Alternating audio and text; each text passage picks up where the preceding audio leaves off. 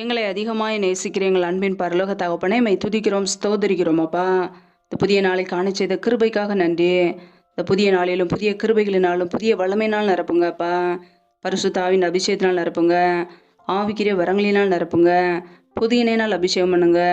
இரவும் பகலும் வேதம் வாசிக்க கிருபதாங்கப்பா. எங்களை முற்றிலுமாக அர்ப்பணிக்கிறோம்.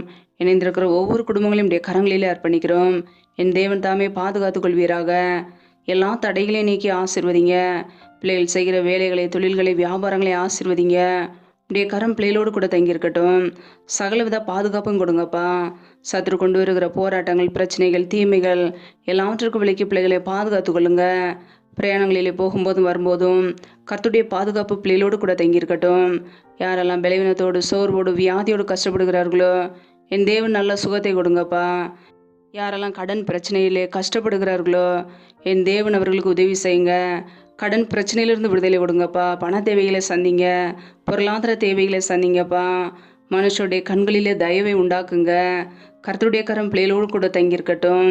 ஆசீர்வதிங்க, பலப்படுத்துங்க. முடிய கரங்களிலே தாழ்த்தி அர்ப்பணித்து ஜெபிக்கிறோம். ஏசு கிறிஸ்தின் மூலம் ஜெபிக்கிறோம், ஜீவனுள்ள நல்ல பிதாவே, ஆமென்.